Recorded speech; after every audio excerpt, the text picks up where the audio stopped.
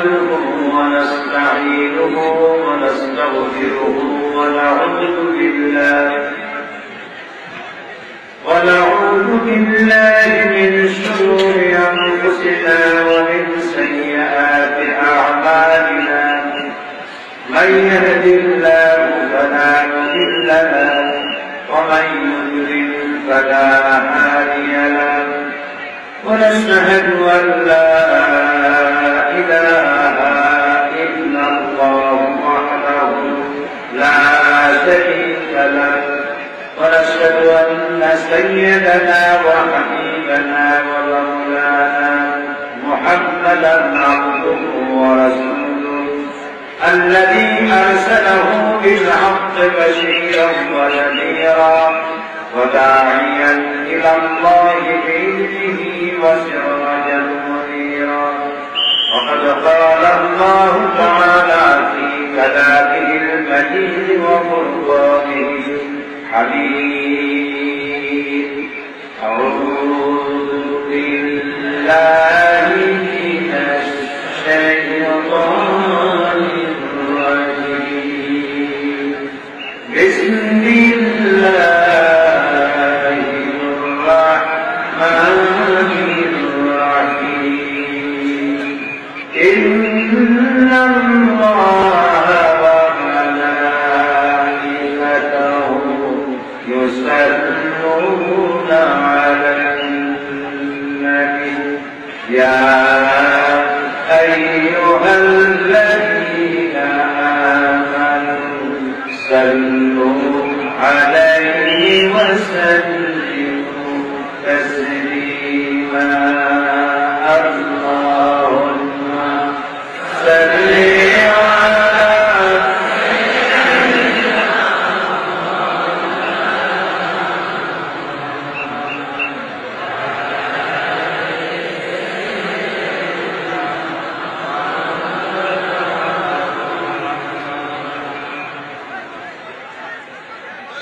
বাকি বলবে না, বাকি বলার দরকার নেই। লোকেরা যে হলে আসবে সে কথা থাকতে দিই মোহাম্মদের সাথে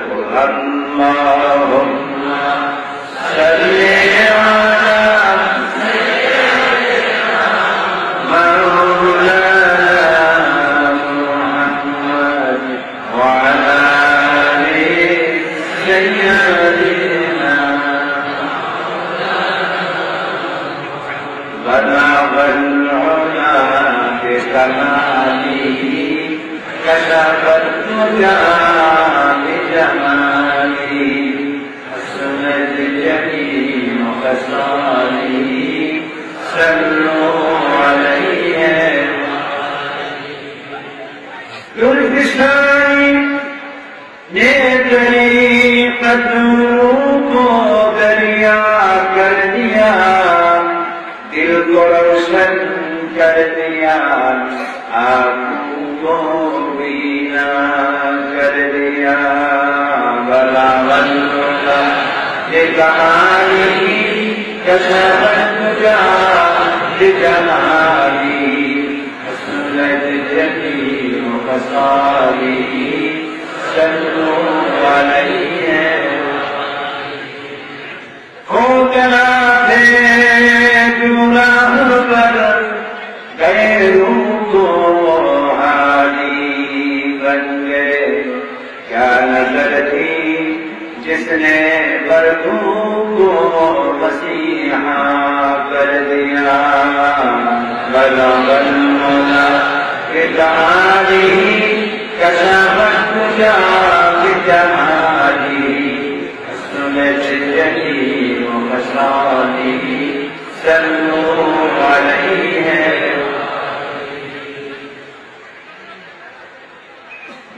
দুনিয়াব্যাপী ঐতিহাসিক তফসির কোরআন মাহফিল খিলপাড়া হাই স্কুল ময়দানে অনুষ্ঠিত এই মাহফিলে সম্মানিত সভাপতি, সম্মানিত জামাত ইসলামী বাংলাদেশের নোয়াখালী জেলার সংগ্রামী আমির, চাকরির উপস্থিত হাজার ওলামায়ে কেরাম, উপস্থিত প্রিয় এলাকাবাসী, বিভিন্ন জায়গা থেকে আগত সম্মানিত ভাইরা, পর্দার আড়ালের মা এবং বোনেরা, আসসালামু আলাইকুম ওয়া রাহমাতুল্লাহি ওয়া বারাকাতুহু। মহান আল্লাহ রব্বুল ইজ্জত ওয়াল জালাল তার দরবারে শুকরিয়া আদায় করছি যে মহান আল্লাহ তাআলা আজকে আমাদেরকে মাহফিলে শরীক হওয়ার তৌফিক এনায়েত করেছেন। আমরা সবাই বলি আলহামদুলিল্লাহ। মুহাম্মদের সাথে জোরে সোরে সবাই বলেন আলহামদুলিল্লাহ। আমি বাঁশি বাজাতে নিষেধ করেছিলাম, কাউকে বসতে বলার দরকার নাই, যে যেভাবে আসবে যেমনি বসতে পারে দাঁড়াতে পারে, যার যেমন খুশি।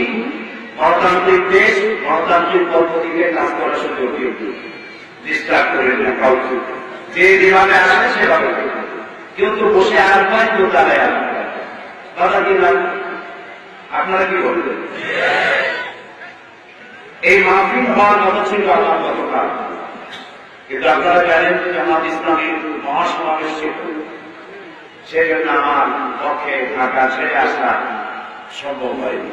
মহাসমাবেশের তারিখ হওয়ার আগেই আপনাদের তারিখ ছিল, কিন্তু তারিখটা পড়ে গেল মহাসমাবেশের পরে, যার জন্য আমার ব্যস্ততা অনেক বেশি, যার ফলে আমার হেলিকপ্টার আসার কথা ছিল। তো সেই জন্য হেলিকপ্টার অফিসারকে বলে দিলাম যে আমি হেলিকপ্টারে যাওয়া হবে না, আমাকে গাড়িতে যেতে হবে, দায়িত্ব চেঞ্জ করা হবে। এই জন্য যে আপনাদের কষ্ট হয়েছে, সেই কষ্টের জন্য আমি আপনাদের ক্ষমাসুন্দর দৃষ্টি আকর্ষণ করছি। আল্লাহ তাআলা জামাত ইসলামী ইতিহাসে ঢাকায় যে মহাসমাবেশ আল্লাহ করায় দিয়েছে, মানবের দরবারে বিনীতভাবে শুকর আদায় করি আলহামদুলিল্লাহ। ঢাকাবাসীরা বলেছে এত বড় মহাসমাবেশ তারা এর পূর্বে আর কখনো দেয়নি। যখন আসরের নামাজের বিরতি দেওয়া হলো, যিনি যেখানে ছিলেন লক্ষ লক্ষ মানুষ, সমস্ত রাস্তাঘাট চতুর্দিকে কল্পনে যা ছিল সব নামাজে আল্লাহর কাছে সিজদায় পতিত হয়ে গেল। প্রিয় ভাই সব, আপনারা কষ্ট করে এসেছেন এই বিগ্রহের মধ্যে, মা বোনেরা এসেছেন, কি শুনতে এসেছেন? কোরআন। বলুন কি শুনতে এসেছেন? আরে কোরআন হচ্ছে আমাদের জীবনের শ্রেষ্ঠ নিয়ামত, এর থেকে বড় নিয়ামত পৃথিবীতে আর কিছু শ্রেষ্ঠ নিয়ামত। আল্লাহ তাআলা দয়া করে এই নিয়ামত আমাদের দিয়েছে। আমরা তো পৃথিবীতে আল্লাহ তাআলা আমাদের মুসলমান করেছে। এই এলাকায় হিন্দু নাই, আমরা হিন্দু ভাইদের তো এই মাহফিলে সুস্বাগত করছি, ওয়েলকাম করছি। কারণ কোরআন শুধু আমার, কোরআন আপনার। যেমন আল্লাহ শুধু আমার, আল্লাহ গোটা সৃষ্টি জগতে, তাই তার প্রাণী একটা সম্প্রদায়ের জন্য, মানব গোষ্ঠীর জন্য তার প্রাণী। আল্লাহ যেমন সকলের, ইসলাম যেমন সকলের, কোরআনও। কোন মুসলমান দাবি করতে পারবে না যে কোরআন শুধু আমার কথা, আমি তা দাবি করতে পারবো না। কারণ আল্লাহ তাআলা বলেছেন হুদাল লিন্নাস, হাযা বায়ানুন লিন্নাস, এটি আমি মানব গোষ্ঠী হেদায়েতের জন্য প্রেরণ করেছি, পাঠিয়েছি, নাযিল করেছি। তো আল্লাহ তাআলা কোরআন নাযিল করে দিলেন কি জন্য? কারণ আল্লাহ জানতে চেষ্টা করি কোরআন থেকে। আল্লাহ তাআলা বলেছেন আলিফ লাম রা কিতাবুন আনজালনাহু ইলাইকা লিতুখরিজান নাসা মিনাল যুলুমাতি ইলান নূর। আলিফ লাম রা কিতাবুন আনজালনাহু ইলাইকা, হে রাসূল আমি আপনার কাছে একটা কিতাব অবতীর্ণ করেছি। কি অবতীর্ণ করেছেন? এটা পুরোটা কিতাব, এই পুরোটা কি কিতাব, এর প্রত্যেকটি সূরা কিতাব, এর প্রত্যেকটি পারা কিতাব, প্রত্যেকটি রূপ পেতাম, প্রত্যেকটি আয়াত পেতাম, এর প্রত্যেকটি শব্দ পেতাম, এর প্রত্যেকটি অর্থ রেখে দিতাম।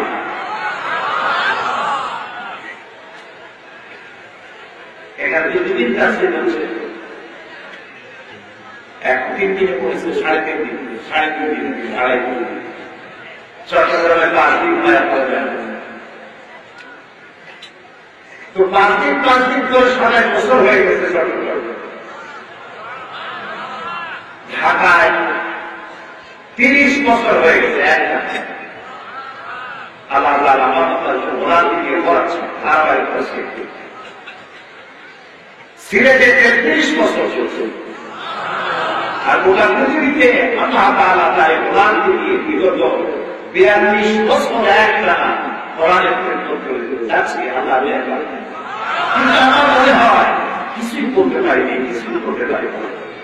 কারণ আল্লাহ রাব্বুল আলামিন বলেন, قُلْ لَوْ كَانَ الْبَحْرُ مِدَادًا لِكَلِمَاتِ رَبِّي لَنَفِدَ الْبَحْرُ قَبْلَ أَن تَنفَدَ كَلِمَاتُ رَبِّي وَلَوْ جِئْنَا بِمِثْلِهِ مَدَدًا। আল্লাহ তাআলা বলেন, আপনি বলুন তামাম পৃথিবীর সমস্ত সমুদ্র মহাসমুদ্রের পানি যদি খালি হয়ে যায়, আর তামাম পৃথিবীর সমস্ত বৃক্ষগুলি যদি কলম হয়ে যায়, আর তাই দিয়ে যদি আমার রবের কালেমার ব্যাখ্যা যদি লেখা শুরু হয়ে যায়, লিখতে লিখতে তামাম পৃথিবীর পানি তো শেষ হয়ে যাবে, আমার রবের কালেমার ব্যাখ্যা লেখা শেষ হবে না। এ হচ্ছে সেই কোরআন। এ কোরআন আমাদের পরিচয়, এ কোরআন আমাদের রক্ত, এ কোরআন আমাদের জীবন, এ কোরআন আমাদের মান, আমাদের সম্মান, আমাদের ঈমান, আমার পরকালে আমার দুনিয়ার শান্তি, আমার কিয়ামতের দিন জান্নাত থেকে মুক্তি রক্ষা কবচ। এমন নিয়ামত আমাদের ঘরে আমরা পেয়েছি, অথচ এই নিয়ামত বুঝি না, খালি সুমা খাই, মাথায় লাগাই, বুকে লাগাই, কোরআন বুঝি না। সূরা ফাতিহা দিয়ে নামাজ পড়ে মানুষ সূরা ফাতিহা থেকে যায়, খুব কম লোকে দেখে, খুবই এই কোরআন লোহাগুলোকে সোনা বানাই দিয়েছে, এই কোরআন পাথরগুলোকে হীরক খণ্ডে পরিণত করেছে। এই কোরআন মরুভূমির বেদুইন রাখালগুলোকে রাষ্ট্রপ্রধান বানিয়ে দিয়েছে। এই কোরআন মরুভূমিতে ছাগল চড়াইতে যারা তাদেরকে বিচারক বানিয়েছে, তিনি বিজয়ী সেনাপতি বানাই দিয়েছে। কোরআন কতটা মূর্খ, কত জাহিল হইবে আল্লাহ নবী হত্যা করতে আসে, ঠিক না? মূর্খ আর জাহিল না হইলে নবী হত্যা করতে আসে? সেই লোকটা কোথায় চলে গেল? রাসূলুল্লাহ বললেন, না নবিয়্যা বা'দি ওয়ালা রাসূলা, আমার পরে নবী হবে না, রাসূল হবে না, কিন্তু আমার পরে যদি কেউ নবী হতো না, কারা হতো ওমরকে আল্লাহ নবী বানাইবে। যিনি আসলেন নবী হত্যা করতে, তার সম্পর্কে রাসূলুল্লাহ কি কথা শুনে গেছে। এই হচ্ছে সেই কোরআন। এই কোরআন নাযিল হলো যার কাছে, আল্লাহ বলেন, আল্লাহর একটা সালাম, আল্লাহর একটা কি সালাম। আর আমরা পরস্পরের যখন দেখা সাক্ষাৎ করি তখন আমরা কি বলি? আসসালামু আলাইকুম। এটি বিজ্ঞান সম্মত, তোমার প্রতি শান্তি বর্ষিত হোক, কিন্তু এটি বিজ্ঞান সম্মত নয়। শুভ সন্ধ্যা, শুভরাত্রি, good morning, good evening, bye bye, tata, এটার কোনো মানে নেই। সকালবেলায় ঝড় হচ্ছে, বাড়ি ঘরে ঠিক করে চলে যাচ্ছে, আপনি যদি চাই বলেন যে গুড মর্নিং, ঠান্ডায় গাছ থাকবে, আরে ভাই আজকের মতো ব্যাড মর্নিং তো আমার জীবনও দেখি, গুড মর্নিং। রাত্রিবেলায় কেউ মা মারা গেছে, বাবা মারা গেছে, অথবা পরিচার পুত্র সন্তান মারা গেছে, আপনি যদি তার সাথে গিয়ে করেন গুড নাইট, কেমন লাগবে? কি দিয়ে বিয়ে দিচ্ছে? ইসলাম কত সাইন্টিফিক, সাইন্টিফিক। দুঃখে হোক, সুখে হোক, আনন্দে হোক, রাগে হোক, দিনে হোক, ঝড়ে হোক, বাংলায় হোক, সুখে হোক অসুখে হোক যার সাথে যা দেখা হচ্ছে আসসালামু আলাইকুম, আল্লাহ দোয়া করে শান্তি দান করুন। সুবহানাল্লাহ, আল্লাহর নাম সালাম। দেখা হইলে বলি আসসালামু আলাইকুম, নামাজের শেষে ডানে আর বামে ফিরে সালাম। আর যে দিন আমরা গ্রহণ করছি সেই দিনের নাম ইসলাম। দিনের নাম কি? শান্তি আর শান্তি। সবাই বলো সুবহানাল্লাহ। এই সব জায়গায় শান্তি। সেই শান্তির মধ্যে অশান্তি আসতে পারে। এই শান্তি আসলে রহমতের কাছে। ইসলাম মানে শান্তি, সেই শান্তি আসলে রহমতের কাছে। বলেন তো বুদ্ধি করে রহমতকে। আমি জানি নোয়াখালী জেলার লোকেরা খুবই শিক্ষিত লোক এবং ভালো জ্ঞান রাখেন। দেশ বিদেশে বহু লোকেরা এই নোয়াখালীর মানুষ থাকে, যোগ্যতা থাকলে চাকরি করে। কথা বুঝতে পেরেছেন? চাঁদে আর্মস্ট্রং চাঁদে নেমে মনে করেছিল যে আমি শুধু সবার আগে আসছি। সেখানে একদম বসবো, চিন্তা করলো যে আমি যাওয়ার আগে এই লোকটাকে বাইরে গাড়ি করে অবশ্যই মানুষ যেখানে যায়, আমেরিকা যান, ইউরোপে যান, সৌদি আরবে যান, অস্ট্রেলিয়ায় যান, আফ্রিকায় যান, চীনে যান, সেখানে বঙ্গালী বলে আপনাদের কলেজে আছে বলেই তো আপনারা যেতে পারছেন। এই যে আমাদের বাংলাদেশে যারা শিক্ষা গ্রহণ করেছে, আমার ছোটবেলায় মনে আছে নোয়াখালী হুজুরদের কাছে পড়েছে। নোয়াখালী আলেমরা ছড়িয়ে পড়েছে সারা বাংলাদেশে 10 টাকা 5 টাকা বেতনে কোরআন শরীফ শিখিয়েছে। এই নোয়াখালীর মাটি উর্বর, এই মাটিতে পয়দা হয়েছে হাজার হাজার বড় বড় আলেম। আমি আপনাদেরকে সম্মান করি, শ্রদ্ধা জানাই। প্রিয় বিশ্ব, আপনারা বুদ্ধি করে বলতে পেরেছেন যে ইসলাম এসেছে রহমতের কাছে। রহমতকে মুহাম্মদ সাল্লাল্লাহু আলাইহি ওয়াসাল্লাম কোরআন বলেছে, ওয়ামা আরসালনাকা ইল্লা রাহমাতান লিল আলামিন। নবী, আপনাকে আমি আমার সমস্ত সৃষ্টি জগতের জন্য করুণার প্রতীক করে পাঠিয়েছি। আপনি আমার রহমত। কত বড় কথা! একটু মাঝে কাটায় চিন্তা করেন, আল্লাহ কি বলছেন? আমার গোটা সৃষ্টি জগতের জন্য আপনি আমার রহমত। এই কোরআন শরীফে আল্লাহ সব নবীদের নাম দিয়েছেন। 25 জন নবীর নাম আছে কোরআনে। কয়জন? সব নবীদেরকে আল্লাহ নাম ধরে দিয়েছেন। ইয়া নবী, ইয়া ইব্রাহিম, ইয়া জাকারিয়া, ইয়া ইয়াহইয়া, ইয়া মূসা, নাম ধরে দিয়েছেন। ইয়া মুহাম্মদ আছে না?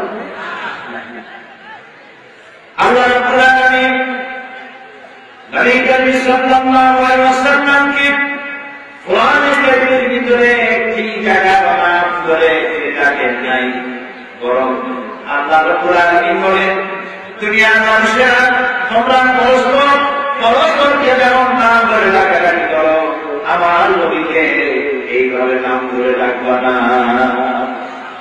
রাসূলুল্লাহ নিষেধ দিয়েছে, আমার নবীকে নাম ধরে ডাকবা না। কোরআনে কারিমে 6 জায়গায় রাসূলের নাম আছে। কয় জায়গায়? 6 জায়গায়।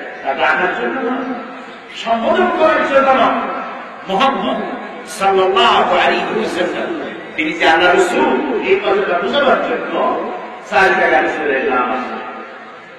নাম ধরে ডাকার জন্য। এমনকি রাসূলের সামনে উচ্চ স্বরে কথা বলা হয়েছে। কোরআন সূরা হুজুরাতের পর্দার আলাম যারা রাসূলুল্লাহকে ডাকতেছিলেন, আল্লাহ তাআলা বলছেন এরা অজ্ঞরা জানে না, তাদের অপেক্ষা করা উচিত, রাসূলকে ডাকা উচিত না। কে বলতেছে? আল্লাহ তাদের অপেক্ষা করা উচিত। সাহাবায়ে কেরাম বসে আছেন, কথা বলতেছেন, আওয়াজ বড় হয়ে গেছে, রাসূলের আওয়াজ শোনা যায় না। বুঝতেছেন? রাসূলের আওয়াজ বোঝা যায় না, সাহাবীদের বড় আওয়াজ বড় হয়ে গেছে। আল্লাহ সহ্য করেন নাই, সঙ্গে সঙ্গে জিবরাইল নাযিল করে দিয়েছে, ইয়া আইয়ুহাল্লাযীনা আমানু লা তারফা'উ আসওয়াতাকুম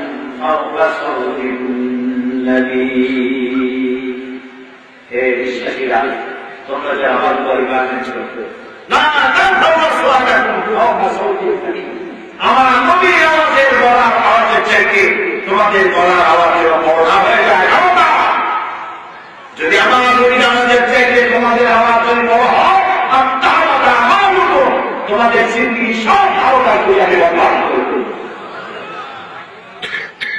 কেমন করে বেরিয়েছে মর্যাদা, এই পৃথিবীতে তার সর্বোচ্চ মর্যাদা কারো নাই। আল্লাহ করেই বলছেন, সে সাবি রহমতুল্লাহ বলেছে সবচেয়ে বড় কথা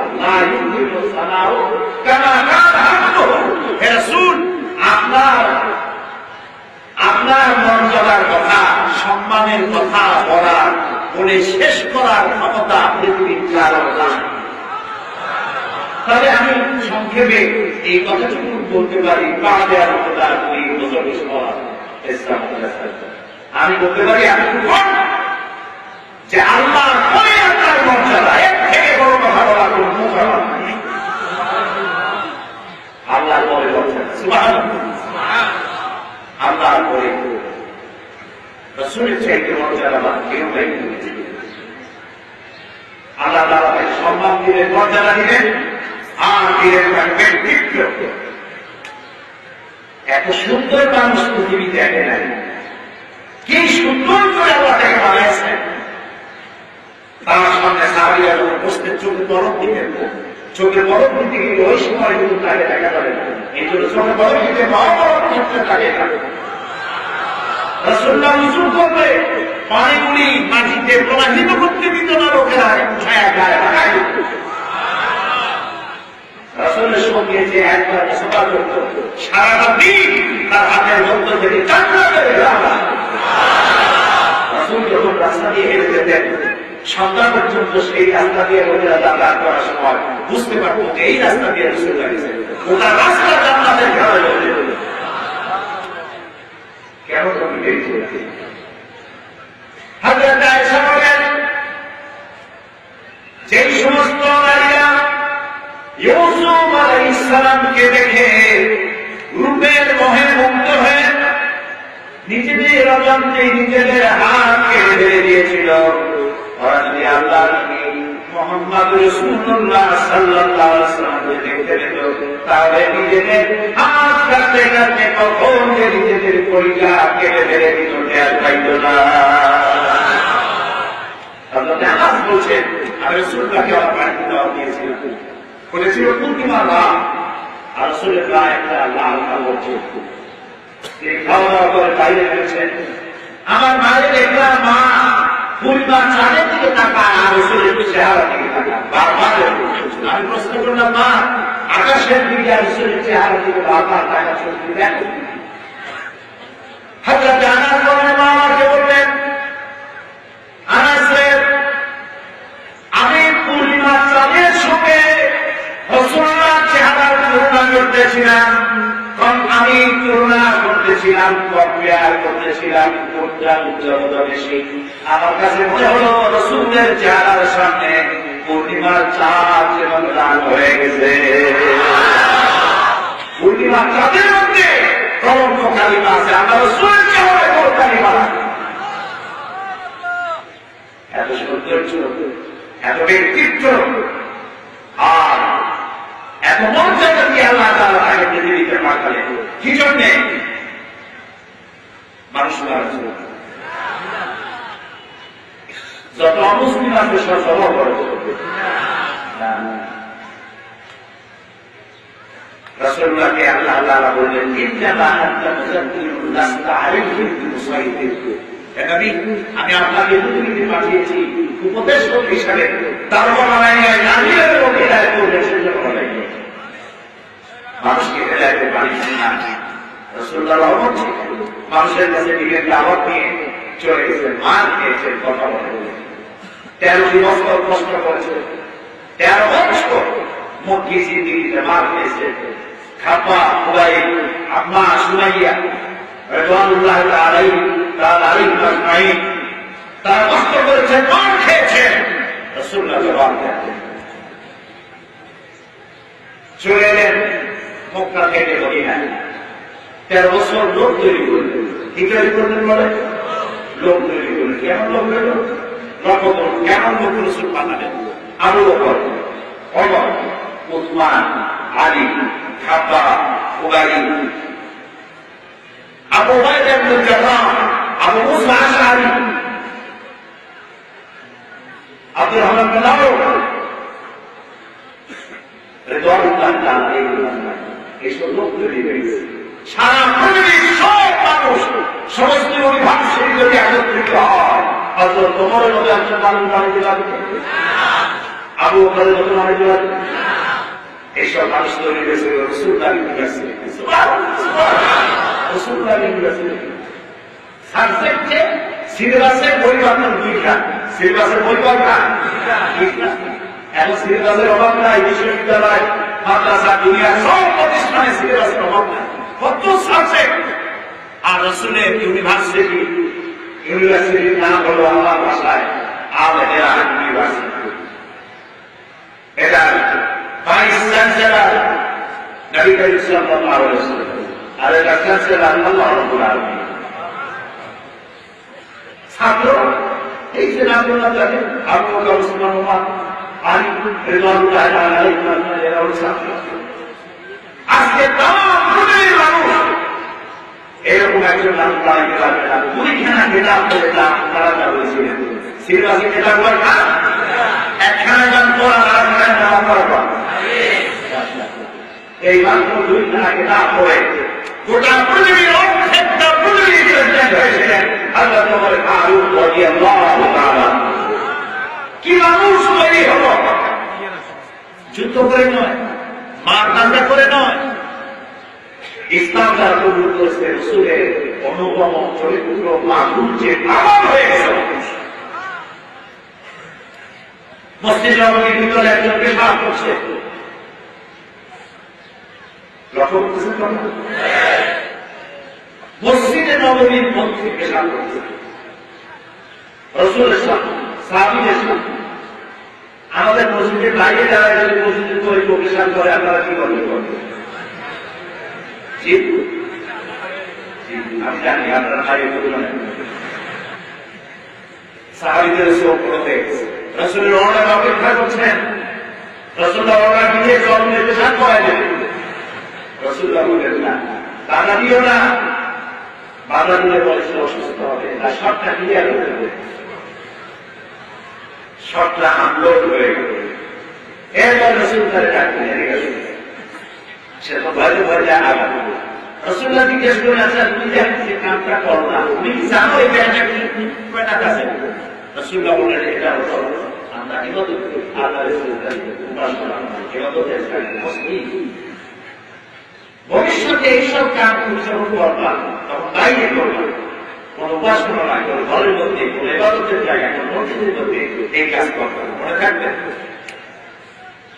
লোকটি বলল, মুহাম্মদ সাল্লাল্লাহু আলাইহি ওয়াসাল্লাম, আপনার সম্পর্কে আমার ধারণা ছিল আপনি একজন প্রেসিডেন্ট মারা যাওয়ার চান, কিন্তু এখন আমার ভুল হয়ে গেল। আমি যে অপরাধ করেছি, আপনাকে হুকুম দেওয়ার দরকার ছিল না, শুধু চোখের ইশারা করলেই তো আমার কাজ সারা হয়ে যেত। আপনি কোন সাধারণ মানুষ নন, সাধারণ নন, আপনি আল্লাহ নবী, তাতে আমার কোন সন্দেহ নাই। আমি মুসলমান হব, আমার কান্না করা রাসূলুল্লাহ বলেন, করো লা ইলাহা ইল্লাল্লাহ মুহাম্মাদুর রাসূলুল্লাহ। এটা ইসলাম, এটা ইসলাম।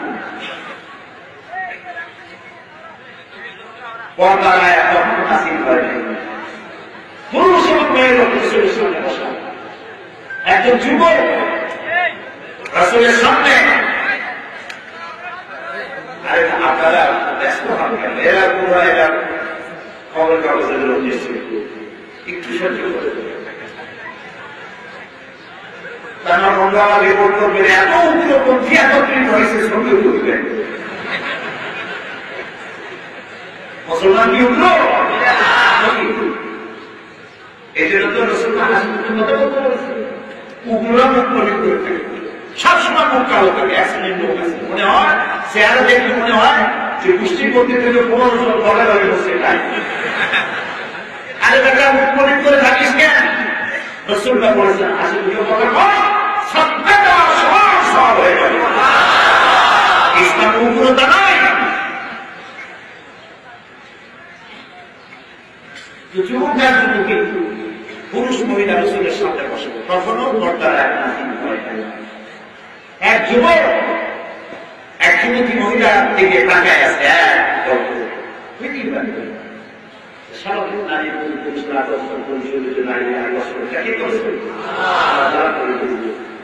রাসূলুল্লাহ তারা কিছু বললেন না, শুধু যুবকের মাথাটা ধরিয়া আর একটু ঘুরে গেলেন।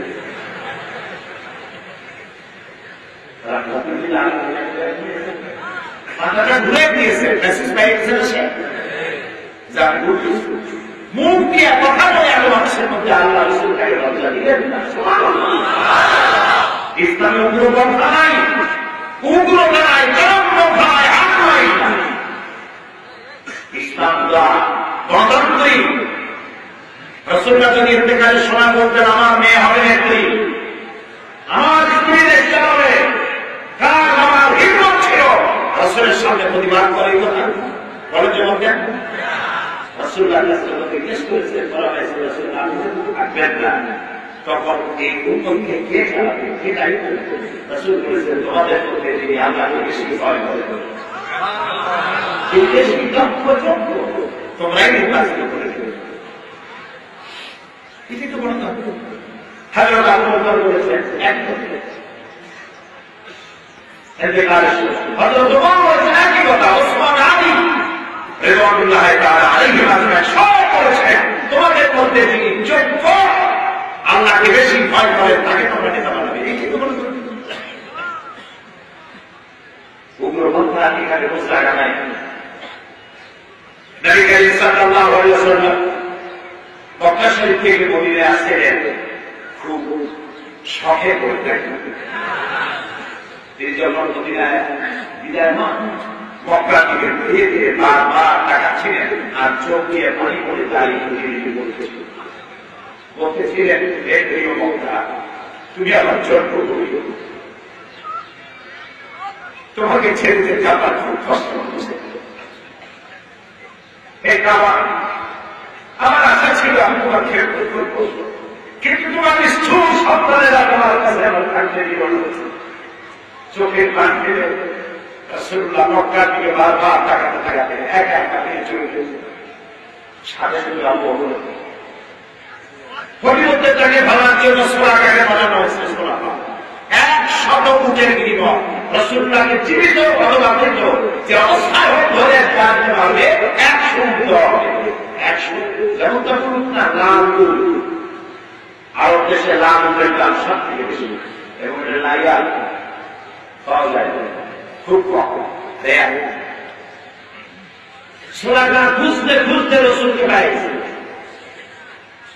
রাসূল কোথায় যাচ্ছেন? কথার জবাব সাথে সাথে দিকে ভাবে বুঝলো যে আপনার পুরো অ্যাড্রেসে আছে, মদিনা যাচ্ছে। ধর্ম ধর্ম কাছাকাছি চলে গেছে। সূরাটা যে ঘোড়ার উপরে সওয়ার ছিল, ঘোড়া তা আমি তুলে লেগে যাচ্ছে।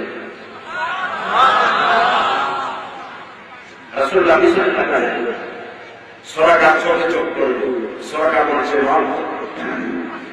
সাল্লাল্লাহু আলাইহি ওয়াসাল্লাম আমাকে মাফ করে দেন। রাসূলুল্লাহ আমাকে মাফ করে দিলেন। পাও উঠে গেল, মাটি মুখে গেল। সূরাটা মুক্ত হয়ে চিন্তা করল 100 লাখ কেটেছে। আবার আবার ধর্ম ধর্ম ভাব ঘোড়া চাপ মাটির মধ্যে ব্যবস করে গেল। রাসূলুল্লাহ পিছনে তাকালেন, সূরাটা বলল মাফ চাই। রাসূল বললেন দিলাম মাফ করে। আমরা হলে দিলাম, আমরা হলে বলতাম তো গোষ্ঠী শুনতে দাঁড়িয়ে যান। রহমতের নবী সূরাটা মাটির উপর চলে এলো, কিন্তু উঠের আশা লোক সামলাতে পারল না। চিন্তা করল এগুলো দেখি নাকি আরেকটু সাহস আবার ধরার জন্য। এবার ঘোড়ার চার পা ওর নিজের 2 পা কোমর পর্যন্ত দৌড়ে যাচ্ছে। সুরাকা চিৎকার করে বলছে, মুহাম্মদ সাল্লাল্লাহু আলাইহি ওয়াসাল্লাম, আমি বিনীতভাবে আপনার কাছে ক্ষমা চাই। রাসূলুল্লাহ বলেন, মাফ করে দিলাম। রাসূল যখন উঠে নামিতে নবীজি জিজ্ঞেস করলেন, সুরাকা, তোমার কি এমন বিশ্বাস হয় না যে আমি আল্লাহর নবী? এখনো বিশ্বাস হয় না? সুরাকা বলছে, বিশ্বাস হয়। বাকি উঠে এসে সুরাকা বলছে, আচ্ছা ঠিক আছে, আমি আপনাকে এক করব, কিন্তু আমি যে আপনাকে ধরলাম না, সেজন্য আমার কিছু দেবেন না। কত বড় সরকার! রাসূলুল্লাহ দাওয়াত করে দিলেন, বললেন, হ্যাঁ দেব। কি দেবেন? রাসূলুল্লাহ বললেন, তোমাকে আমি অবশ্য সম্রাটের মাথার উপর তোমার মাথায় করে দেব। আপনারা তো সম্মান করেছেন, কিন্তু সুরাকা মনে বুঝতে দেবে কেন? এখন আমি যদি বলি যে বুশের হোয়াইট হাউসের চেয়ারটা আপনারা দেব, আমার মস্তিষ্কের সুস্থতা সম্পর্কে আপনাদের প্রশ্ন উঠল।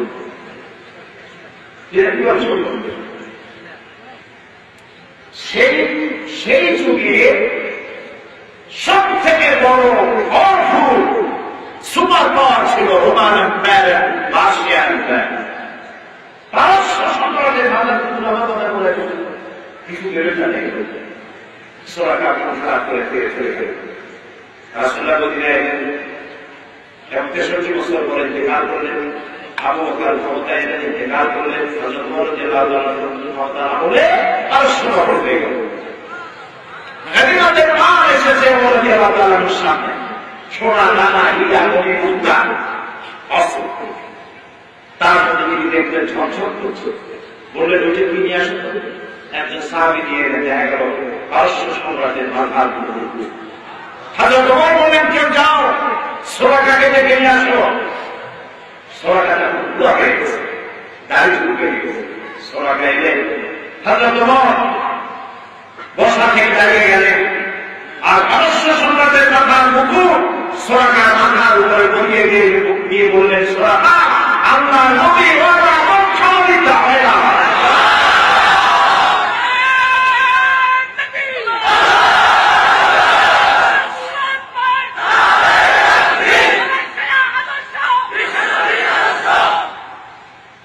বিশ্বনবীর আদর্শের চাইতে বড় আদর্শ আমাদের কবার খারাপ। আমরা আমাদের বই গেছি, আমরা আমাদের ইসলাম বুঝতে পারি, ইসলামের উল্টো খালাই এত কষ্ট করে যিনি মদিনায় আসলেন, খায়া খাইয়া না খাইয়া পায়ে দেখে উঠে চলে 13 দিন লেগেছে মদিনায় আসতে। মদিনায় যখন পৌঁছে গেছেন, মদিনার মানুষ তো জীবনে এত সুন্দর চেহারা দেখেন, সবাই তাকান। ছোট্ট ছোট্ট কচি কচি মাসুম বাচ্চারা চতুর্দিক থেকে শুকিয়ে গিয়ে বেড়েছে। রাসূলুল্লাহ তাদের মাথার উপরে হাত বুলাচ্ছে, বলছেন, হে মদিনার বাচ্চারা, কচি কাচারা, তোমরা কি আমাকে ভালোবাসবে? বাচ্চারা রাসূলের কথার অর্থ কি বুঝল? তারা তাকিয়ে থেকে বলল, ইয়া রাসূলুল্লাহ, শুধু কি ভালোবাসবো? যখন প্রয়োজন হবে আপনার জন্য আমাদের রাজা কবিতা আপনার পায়ের উপরে নিরঞ্জন দিয়ে দেব। রাসূলুল্লাহ মসজিদে কোবা তৈরি করলেন, মসজিদে নববী তৈরি করলেন। এবার তিনি প্রেসিডেন্ট, কালের পরিবর্তনে আল্লাহ তাআলা তাকে আজকে রাষ্ট্রের প্রেসিডেন্ট করেছে। তিনি আজ প্রেসিডেন্ট, রাষ্ট্রপতি। বদরের যুদ্ধ বিজয়, ওদের পরাজয় হল, হতে মক্কাকে আল্লাহ পোষায় দিলেন। এবার তিনি মক্কা যাচ্ছেন। আমি বুঝতে চাচ্ছি ইসলামের উন্নতা নাই, ইসলাম চরম পন্থাতে কোন জিনিস নাই। এবার তিনি মক্কা থেকে মদিনা থেকে মক্কা যাচ্ছেন, রাত্রি ঘুরতে গিয়ে যাচ্ছেন, সাথে 10,000 মানুষ। সেদিন আসছিলেন কয়জন ছিল? আর 10,000 মানুষ, সাথে 10,000 তরবারি। মক্কার উপকণ্ঠে পৌঁছে গিয়ে রাসূলুল্লাহ বলেন, এখানে তোমরা তাবুয়া করবে, পায়খানা বানা কম, চূড়া বানায় বেশি। আবু সুফিয়ান শুনতে পেল মুহাম্মদ সাল্লাল্লাহু আলাইহি ওয়াসাল্লাম এসেছেন, সাথে হাজার হাজার কত মানুষ, গোয়েন্দা বিভাগ পাঠানো দুনিয়া আসবে। ওরা আপনার কাল বুদ্ধ রসুল বলেছে সুলভ বেশি প্রয়োজনের চাইতে বেশি মানুষ সারা রাত ঘুরে শেষ রাত্রে ফিরে আসছে গোয়েন্দা বিভাগ এসে রিপোর্ট করলো আর সুবিয়া মানুষ কতটা বলবো কখন সুরা গুনতে গুনতেছে আবু সুফিয়ান পাগল করে পাঠাইলো মানুষ বুদ্ধ রসুল করেছে যুদ্ধ হলো কৌশল আর হারব হারা হাদিস যুদ্ধ হলো কৌশল প্রতিপক্ষের চোখকে ভালো হারিয়ে দেওয়া রসুল বলছেন সকাল বেলায় এই কাম কার বেলা এখন পায়খানা সংখ্যা মানুষের সংখ্যা পায়খানার পর প্রত্যেকটা পায়খানার সঙ্গে বিরাট নাই বড় বড় কেউ সকালবেলা যাদের পাঠানো হয়েছে ঘন্টা দিতে আমি শুনিয়া মানুষ কতটা গর্ব একটা পায়খানার সঙ্গে যে লাইন সেই লাইন উঠতে উঠতে কি করে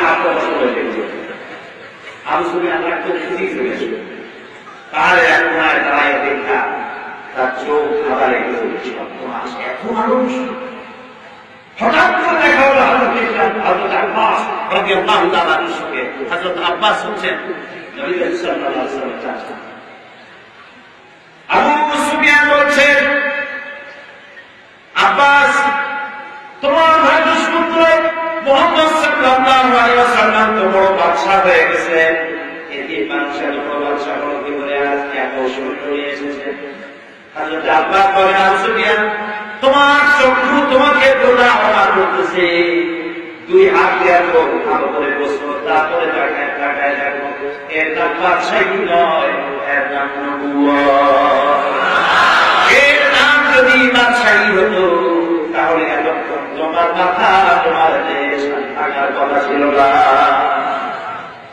এর নাম নবুয়ত হযরত নামাজ শেষ করে রাসূলুল্লাহ সমস্ত ভাইদেরকে ডেকে বললেন আমরা এখন মক্কা দখল করবো মক্কায় প্রবেশ করবো খবরদার সাহাবীরা কোন গাছ কাটবে না কোন শিশু কোন বৃদ্ধ কোন অসুস্থ কোন নারী স্পর্শ করবে না আমার বিনা অনুমতিতে কাউকে গ্রেফতার করবে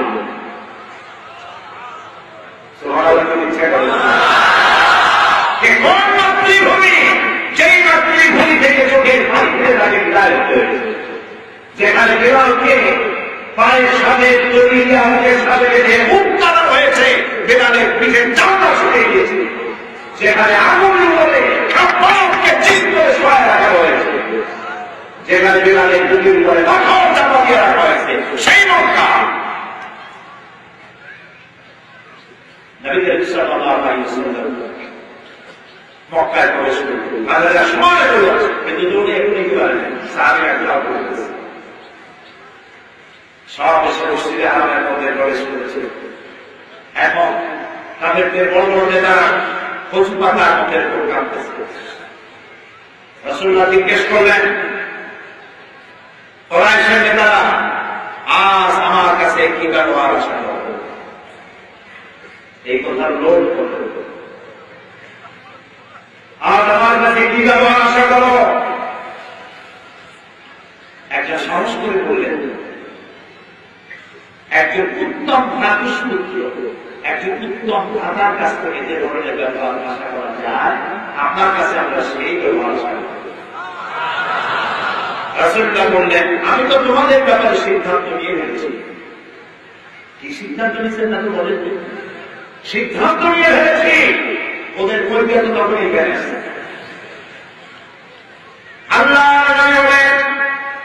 কুরাইশের নেতারা শুনে নাও আমি তোমাদের ব্যাপারে কি সিদ্ধান্ত নিয়েছি আমার ভাই ইউসুফ আলাইহিস সালাম মিশরের প্রেসিডেন্ট তখন আর এখানে দুর্ভিক্ষ চলছে যে 11 ভাই তাকে কুয়ার মধ্যে ফেলে দিয়েছিল ওই 11 ভাই দুর্ভিক্ষের কারণে সাহায্য নিতে এসে মিশরের প্রেসিডেন্ট ইউসুফ আলাইহিস সালামের সামনে দাঁড়ায় গেছে ওরা বলছিল কুয়া তুলে ফেলা দিয়েছে এটা বড় কুয়া ইউসুফ আলাইহিস সালাম কিন্তু ওরা জানতো না এটা কুয়া নয় এটা ক্ষমতায় যাওয়া সুরঙ্গ পথ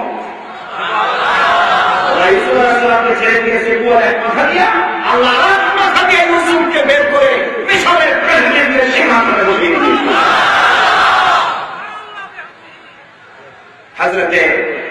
আলাইহিস সালাম 11 ভাই ছিলেন, এই সেই 11 ভাই যারা আমাকে করে বলেছে ভাইরাও চিনে ফেলছে কি সর্বনাশ, কোথায় সাহায্য চাইতে আসলাম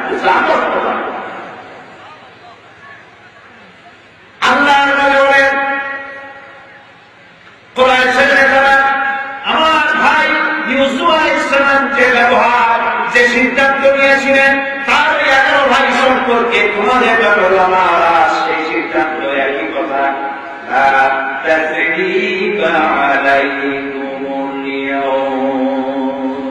তোমাদের বিরুদ্ধে আমার এই যুগে আসতে নির্দেশ নাই, আল্লাহর রাস্তায় সবাইকে মাফ করে দিলাম। আবু জাহেল, আবু লাহাব, উতবা, শাইবা, আবু সুফিয়ান এদেরকে ক্ষমা করা হলো, এদের বাড়িতে যারা আশ্রয় নেবে তাদেরকেও ক্ষমা করা হলো। আবু সুফিয়ানের বাড়িতে যারা আশ্রয় নেবে তাদেরকেও ক্ষমা করা হলো। এগুলো ইসলাম। সুবহানাল্লাহ। ইসলাম। আজ এক শ্রেণীর লোক আল্লাহর আইন চালু করার জন্য হামলা শুরু করেছে। এটা না আল্লাহর আইন। আল্লাহর আইন চালু করার জন্য বোমা করেছে, কোন নবী করেছে, কোন পীর করেছে, কোন সাহাবী করেছে, কোন আলেমরা করেছে। সমানে বোমা মারতেছে, বিচারপতি মারতেছে, বিচারক মারতেছে। এই যে লক্ষ্মীপুরের বিচারকের মাথা ধরে ভারতের ছোট থাকে লক্ষ্মীপুরের বিচারক চর্চাতে সেখানে ধর্মের জন্য আল্লাহ দয়া করে বাঁচাই দিলেন। সারকারিতে মামলো আসামি ধরা হল মামুন, তার মা বাড়ি রাজশাহী। সারকারিতে নাবিকের দোকানে চাকরি করেছে, বাড়ি ভাড়া করে দিয়েছে। তারপরে সুযোগ বুঝে বোমা মারল, 2 জন বিচারপতি মারা গেল। তার জিজ্ঞেস করা হলো বান্দি কেন? সে বলছে যে আমরা আল্লাহ আইন চাই। তবে বান্দি কেন? সে তো আল্লাহ আইনকে বিচার করে না, মানুষের আইনকে বিচার করে। সেই বিচারপতি কি আইন তৈরি করে? বিচারপতি আইন তৈরি করার পরে বিচারপতি শুধু ব্লক করে। আইনজীবীরা তৈরি করা আইনের উপর আর্গুমেন্ট করে, তাদের পুরো এখতিয়ার নেয় আইন তৈরি করে। আইন পাশ হয় কোথায়? এই বিচারকরা আসলে আপনি তো এখন কিন্তু মনে যত কি হবে তার বেশ আরে বেশ কি আপনি কিন্তু মানুষ খুব করে আছে। রাসূলুল্লাহ বলেছেন, রাসূলুল্লাহ বলছেন আল্লাহর কাছে এই পৃথিবী ধ্বংস হয়ে যাওয়া সহজ, একটা মানুষ হত্যা হওয়া এর থেকে বেশি কঠিন। পৃথিবী ধ্বংস হয়ে যাওয়া সহজ, কিন্তু একটা মানুষ হত্যা হওয়া এর থেকে বেশি কঠিন। চট্টগ্রামে তাকে মারা হল, পুলিশ মারা হল। আর পুলিশ কি কষ্ট করে, রাত নেয়, দিন নেয়, শীত নেয়, গ্রীষ্ম নেয়, ঈদ নেয়, শুক্রবার নেই, ফর্ম দেবো নেই, গভর্নমেন্ট সার্ভিস দেয়, যে সরকার আসুক। কি অপরাধ পুলিশ? পুলিশ বোমা মারলে আত্মঘাতী বোমা, পুলিশের দোস্ত শিবকে দিয়ে যাওয়া কাকে দিয়ে ফিরে পত্রিকায় ছবি দেখলাম, সেই পুলিশের টুকরা টুকরা দোস্ত আর তার বুট, তার ইউনিফর্ম, তার রাইফেলের পাশে তার সহকর্মী আর একটা পুলিশ পাশে দাঁড়ানো, চোখ দিয়ে পানি করতেছে লড়লড় করে। যে পুলিশটা মারা গেল তার ছোট্ট মেয়ে এক একটা মানুষের কাছে দৌড়ে যাচ্ছে আর জিজ্ঞেস করছে আমার বাপের কি অপরাধ ছিল, কেন আমি অপরাধ? বোমা মারতে গিয়ে দুটো পা উড়ে গেল, বোমা মারতে গিয়ে দুটো হাত উড়ে গেল। তাকে পুলিশ ধরে নিয়ে পুলিশ নিয়ন্ত্রণে হসপিটাল রাখা হল। পানি খাইছে, একজন নার্স তাকে পানি দিল। সে জিজ্ঞেস করে তুমি কি মুসলমান? যে পানি দিচ্ছে তাকে কাজে আর মুসলমান। তো বাম হাতে পানি দিলে এখন আপনি বাম হাতে পানি খাবেন। দেখেন অবস্থা, বাম হাতে পানি খাবে না, কিন্তু মানুষ ফুলফুলে আসে পুলিশ ও বাম হাতে দেখা একজনের এখন মদ খাওয়ার খুব অভ্যাস। মোষ ছিল দারুণ, কিছু লোক আছে এরকম এত মোষ 5 বেটারি ক্রসলাইট দিয়ে ক্রসলাইট মারলেও বোঝা যায় না যে লোকটা আসে না। এরকম মোশালা এক ব্যক্তি মদ খাওয়ার অভ্যাস।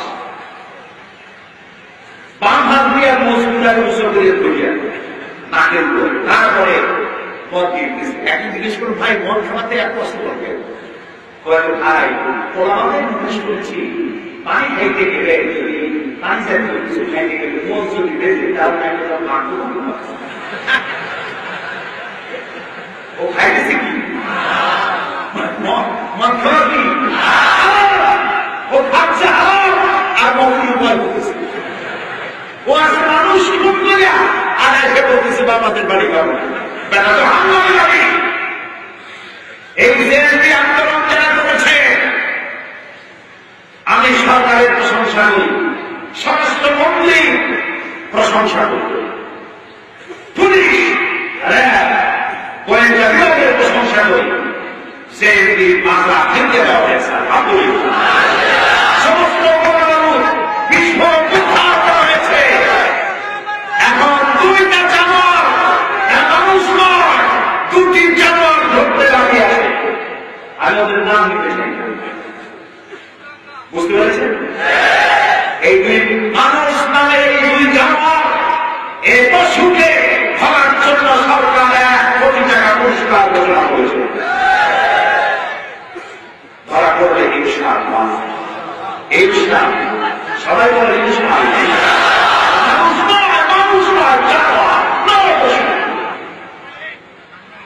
যারা মানুষ হত্যা করে তারা মানুষ। রাসূলুল্লাহ বিদায় হবে আর আমাদের ময়দানে দাঁড়িয়ে বলছেন, এটা বিদায় ভাষণ। আমার উম্মতেরা আজকের প্রতি সাহাবীরা বললেন ইয়াউমে আরাফা, আজকে কোন মাস? এই আল্লাহর ঘর কার ঘর? কিন্তু সবাই বলে বাইতুল্লাহ আল্লাহ। রাসূলুল্লাহ বলেন আজকের দিন আরাফাতের দিন, আরাফাতের দিন হজের দিন।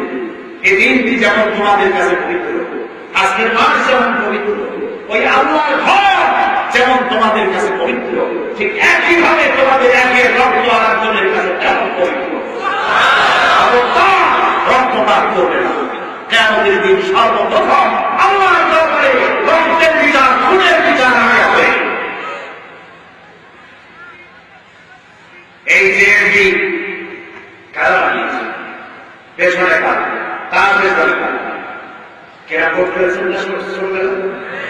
আমিও করেছি ছোটবেলা। কেনা ভোট হচ্ছে ভোট গুটির খেলা, গুটি দিয়ে গুটি মারা। আমি একটা গুটি দিয়ে আরেকটা গুটিকে মারছি, সামনে আমার গুটিটা, কিন্তু ওইটা আমার টার্গেট নয়, আমার টার্গেট কিন্তু যেটাকে মারলাম সে বর্ডারে খান খেয়ে আমার মূল টার্গেট যেটা সে রেটকে হিট করল, রেট দিয়ে করতে হবে। কিন্তু বেচারা অবভাগ্য রে ও জানতেই পারলো না মূল ধাক্কাটা কাছে। কাজে আজকে যেসব যুবকরা স্কোয়াড বাহিনীতে যোগ দিয়েছে, আমরা জানি না মূল ধাক্কাকারী কারা। 4 দলীয় প্রজোটের সরকারের সাফল্যকে ব্যর্থ করে দেওয়ার জন্য, এদেশের সন্ত্রাস বন্ধ করে দেওয়ার জন্য, টুপিওয়ালা দাড়িওয়ালাদেরকে বন্ধ করার জন্য, মাদ্রাসা বন্ধ করার জন্য অতীতে যারা চেষ্টা করেছিল তারাই এদের কাজ করছে।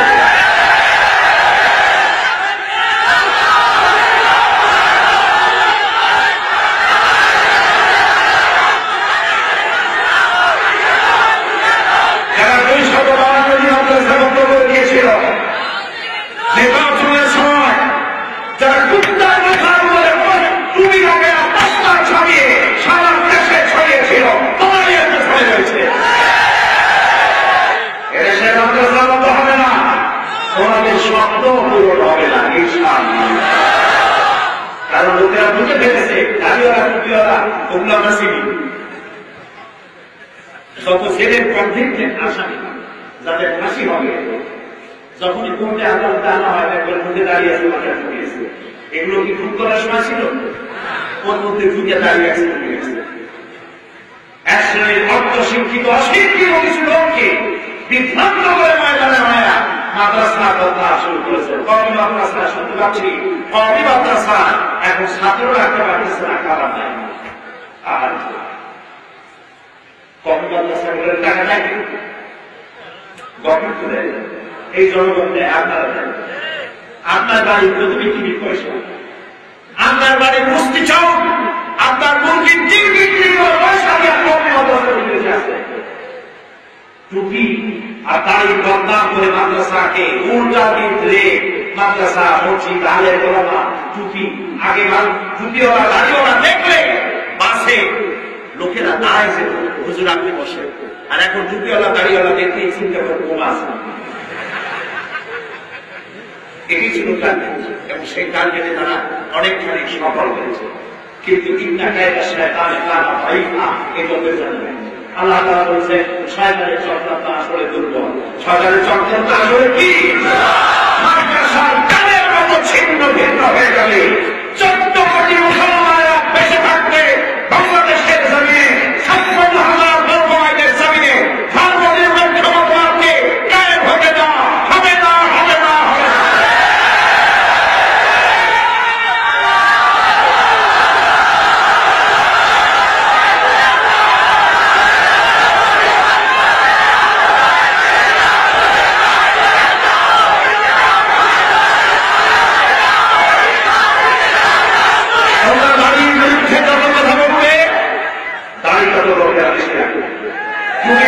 বলবে টুপির জায়গায় হাতে লাগাবে, টুপি করবে বলবে আমার মায়েরা সবাই বোরকা করবে।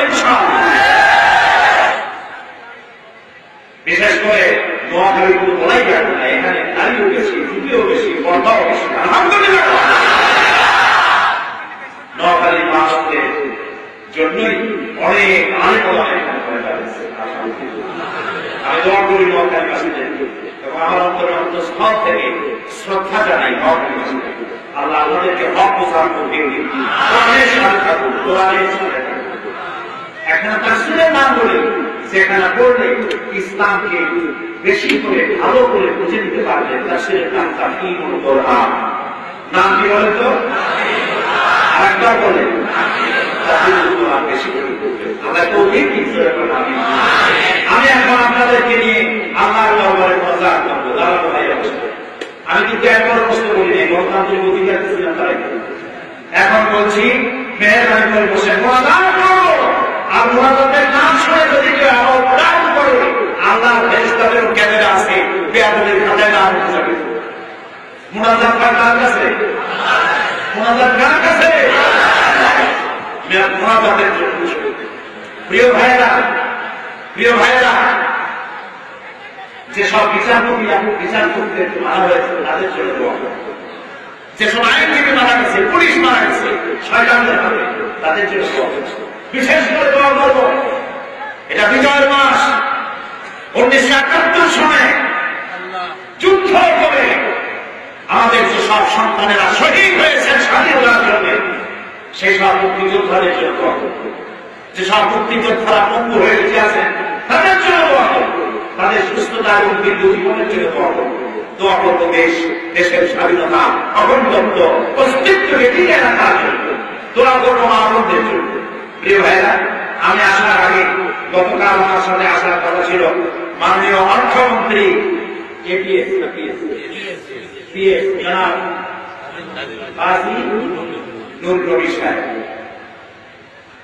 তো উনি গতকালকে প্রোগ্রাম ক্যান্সেল হওয়ার কারণে আজকে অর্থমন্ত্রীর সঙ্গে সিলেট সফর করবেন বলে আমাকে জানিয়েছিলেন, এবং আপনাদের প্রতি সালাম জানিয়েছিলেন।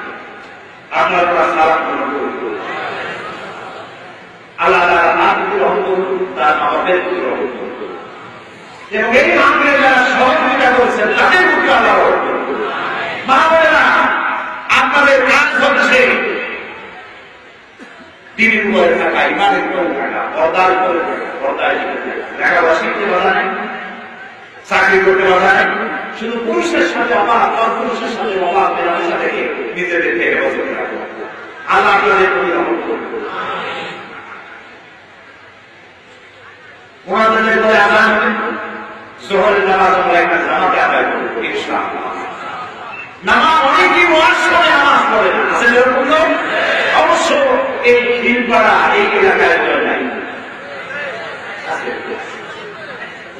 কালিমাল্লাহ সালাত, যার কাছে নামাজ নেই তার কাছে কি ঈমান নেই। রাসূলুল্লাহ বলেছেন মান তারাকা সালাতান মুতাআম্মিদান ফাকাদ কাফার, যে ইচ্ছে করে নামাজ ছেড়ে দিল সে কুফর করল। বলে নাউযুবিল্লাহ, জীবনেও নামাজ ছাড়বো না, এই কথা কি বলা যায়? বলা যায়? বলেন আল্লাহ তোমার নামে শপথ করি, ওয়াদা করি, কসম করি, যতদিন পর্যন্ত মালাকুল মউত আমার মাথার কাছে না আসতেছে ততদিন পর্যন্ত ফরজ নামাজ, ফরজ রোজা আছে আছে আছে। ইয়া আল্লাহ, আমার আজকের এই ওয়াদা আমার মৃত্যু পর্যন্ত আমাকে পালন করার তৌফিক দাও, আমিন ইয়া রাব্বাল আলামিন। আযান হবে মুনাজাতের পর, আযানের পরে আপনারা জোহরের নামাজ জামাতে আদায় করে যাবেন। আর মাহফিলের পাশে গ্রাম আছে, কারণ এই বিশাল প্যান্ডেল গ্রাম এলাকায় এত সুন্দর প্যান্ডেল আপনারা করেছেন, আমি মুগ্ধ হয়েছি। বিরাট খরচ হয়েছে মাহফিল করতে। তাআওয়ানু আলাল বিররি ওয়াত তাকওয়া ওয়া লা তাআওয়ানু আলাল ইসমি ওয়াল উদওয়ান। আল্লাহ তাআলা বলেছেন ভালোবাসার সহযোগিতা করুন। আজকের বক্তৃতায়, আজকের তাফসীরে যদি কারো মনের মধ্যে আমাদের প্রতি আকর্ষণ হয়, ইসলাম বোঝার জন্য আগ্রহ বাড়ে, তাহলে নিশ্চয়ই সব যারা অনুষ্ঠান করেছে আল্লাহ তাদেরকে দিবেন। বলি আমি আল্লাহ আমাদের নামাজি বানান, আল্লাহ আমাদেরকে সত্যবাদী বানান। আপনারা ঠিক কথা বলবেন না, ওজনে কর দেবেন না, খাদ্যে ভেজাল দেবেন না, পরের জমিতে হাই ছিড়বেন না, স্ত্রীকে বেপরোয়া করবেন না, এগুলি ওয়াজের ভুল বক্তব্য, তাফসীরের ভুল বক্তব্য। আল্লাহ তৌফিক দান করুন। আর গ্রাম সেবকের দিকে যাওয়ার সময় মেহরবানি করে আপনারা সাহায্য করবেন। আল্লাহুম্মা ربنا ظلمنا أنفسنا وإن لم تغفر لنا وترحمنا لنكونن من الخاسرين। أي الله تعالى হাজার মুসলমান বাঙালি বিগ্রহের ভাবে কষ্ট করে দূর দূরান্ত থেকে ভাইরা বোনেরা এসেছে। আল্লাহ তাআলা তুমি দয়া করে মেহেরবানি করে আমাদের জিন্দেগির গুনাহ মাফ করে দাও। আমাদের মাতৃভূমি যাদের বাবা দুনিয়া থেকে বিদায় হয়ে গেছে, কবরগুলোকে জান্নাতের টুকরায় পরিণত করে দাও। রব্বুল আলামিন, আমাদের মামা যাদের বেঁচে আছে সুস্থ রাখো, ইমানের সাথে রাখো। এখন বয়স আমাদের বাবাকে কেউ না তাকে করে নির্ভর হতে হয়। নিজের কাপড়টা নিজে করতে পারেন না, নিজের টয়লেটে যেতে পারেন না, নিজের খাবার নিজে খেতে পারেন না। এরকমের অবস্থা থেকে আমাদের বাবা বিদ্যুতেরা তাদেরকে রক্ষা করো। নেওয়ার সময় যখন অভিজ্ঞতার সাথে আল্লাহ দয়া করে সুস্থতার সাথে আমাদের বাবাকে তোমার দরবারে উঠে রব্বুল আলামিন, তামাম পৃথিবীর মুসলমানরা বলে জীবনে এত বড় বিপদে মুসলমানরা জীবনে কোনদিন পড়েছে বলে আমাদের বুদ্ধি জ্ঞানে জানা নাই। আল্লাহ দুনিয়ায় যত জায়গায় মুসলমান বিপদে আছেন সেখানে সাহায্যকারী হয়ে যান। রব্বুল আলামিন, আমরাও বিপদে পড়েছি, যে নরক পশুদের একটা দল তৈরি হয়ে তোমার আইনকে যারা প্রবর্তিত করতে আত্মহত্যা বাহিনী তৈরি করেছে। আল্লাহ আপনি দয়া করে দেখতে হেদায়েত করে দাও। আল্লাহ দয়া করে দেখতে হেদায়েত করে দাও। আল্লাহ দয়া করে দেখতে হেদায়েত করে দাও। রব্বুল আলামিন, যদি ওদের কবরে হেদায়েত না থাকে, ওদের নসিবে যদি হেদায়েত না থাকে, তাহলে হামান নমরুদ ফিরআউনকে যেমন দল ধ্বংস করেছো, সেরপির গোষ্ঠী, হরকুতুল জিহাদের গোষ্ঠী, আর এদেরকে যারা মুক্তি দেয়, টাকা দেয়, পরামর্শ দেয়, আল্লাহ এদেরকে ফিরআউনের মতো নমরুদের মতো আল্লাহ তুমি গজব দিয়া বিদায় করে দাও। আল্লাহ এদেরকে লানত দিয়া বিদায় করে দাও। এদের কারণে যেসব পুলিশ মারা গেছে, আল্লাহ সেই পুলিশগুলিকে শাহাদাতের দরজা নসিব করো। যেসব বিচারপতি আইনজীবী মারা গেছে, আল্লাহ তাদেরকে জান্নাত নসিব করো। আল্লাহ তাদের ছেলে মেয়ে, স্ত্রী, পুত্র, পরিজন, যারা মা হারাইছে, যারা স্বামী হারাইছে, যারা সন্তান হারাইছে, তাদের ধৈর্য ধরার তৌফিক দান করো। আল্লাহ এই ৫৬,০০০ বর্গ মাইলের দেশটি এই ডিসেম্বর মাসে ৯ মাসের যুদ্ধের ফলে তুমি উপহার হিসেবে পরিদান করেছো আমাদেরকে। আল্লাহ এদেশের স্বাধীনতা, সার্বভৌমত্ব, অখণ্ডত্ব, অস্তিত্বকে আল্লাহ তুমি হেফাজত করো। আল্লাহ তুমি দয়া করে আমাদের প্রতি মেহেরবান হও। এই এই মাহফিলের আয়োজন যারা করেছে তাদের প্রতি রহমত নাসিব করো। আল্লাহ তাআলা হজে যারা রওনা করেছেন, পথে আছেন, আল্লাহ সকলকে হজের যাতায়াত আসান করে দাও। বাংলাদেশে হজ করাইয়ের সমস্যার সৃষ্টি হয়েছে, আল্লাহ তুমি দয়া করে সমস্যা উত্তরে হজকে সঠিকভাবে আদায় করার তৌফিক সব হজযাত্রীকে আল্লাহ দয়া করে দাও। রব্বুল আলামিন যারা দোয়া চেয়েছেন তাদের প্রতি রহম করো। মা বোনেরা কষ্ট করে এসেছেন, মা বোনদের গুনাহগাতা মাফ করো। হে আল্লাহ তাআলা নিঃসন্তানকে সন্তান দান করে দাও। মা বোনদের এমন জীবন যাপনের তৌফিক দিয়ে দাও যাতে করে কিয়ামতের দিন হযরত আয়েশা হযরত খাদিজার সঙ্গে হাসর নসিব হয়ে যায়। হে আল্লাহ এই মাহফিলে যত যুবক ছেলে এসেছে আল্লাহ, যৌবনকালে গুনাহ করা স্বাভাবিক, শয়তানি বদমাশি করা স্বাভাবিক, সব যুবকদের কাছে তুমি নামাজি বানাও দিন। আল্লাহ ইসলাম প্রচার তৌফিক দাও, রাসূল প্রচার তৌফিক দাও, কোরআন প্রচার তৌফিক দাও। ইসলামের উপর ইসলামকে অনুশীলন করার তৌফিক সবাইকে দান করো। হিন্দু মুসলমান খ্রিস্টান বৌদ্ধ জাতি ধর্ম দল মত নির্বিশেষে আমাদের এই মাতৃভূমিতে আমরা শান্তিতে থাকতে পারি, আল্লাহ সেই তৌফিক তুমি আমাদের দান করো। আমি কয়েক সেকেন্ড আপনাদের জন্য ছেড়ে দিলাম, মাথা নিচু করে চক্ষু বন্ধ করে যার যা বলার আছে সরাসরি আল্লাহকে বলুন। আল্লাহ তাআলা দোয়া কবুল করবেন ইনশাআল্লাহ।